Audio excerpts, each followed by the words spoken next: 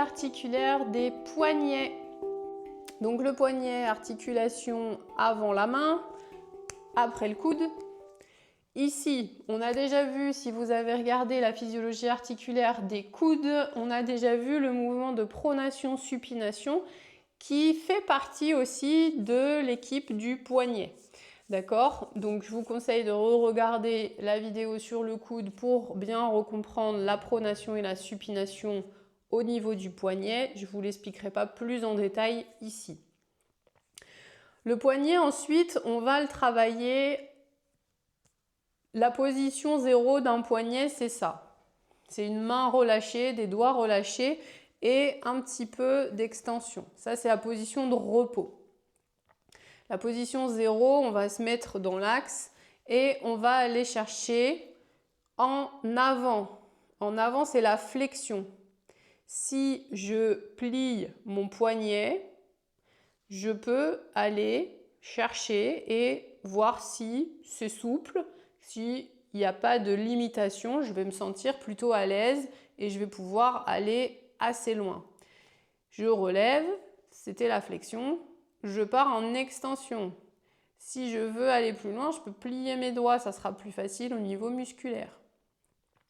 L'extension, quand on la fait dans le vide comme ça, on ne se rend pas trop compte, mais c'est celle qui nous permet d'être appuyé sur nos mains quand on est en gainage par exemple ou quand on veut prendre appui pour se soulever.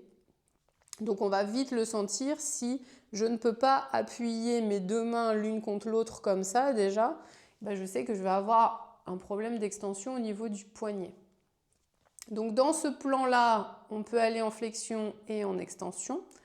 Et ensuite, si je vous le montre comme ça, vous allez pouvoir regarder le mouvement coucou. Si je suis au milieu, j'ai le majeur dans le prolongement du doigt. Si j'emmène le majeur en direction du petit doigt, ça va donner quelque chose comme ça. C'est l'inclinaison ulnaire, ça s'appelle comme ça parce qu'on va du côté de l'ulna.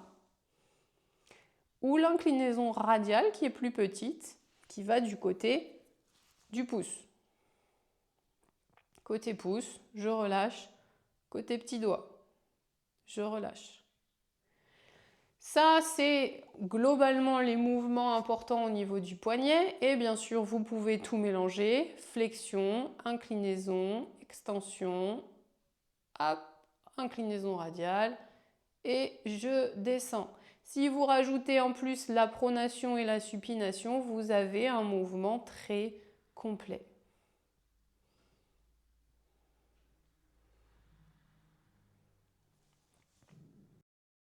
Connais son corps pour mieux le comprendre.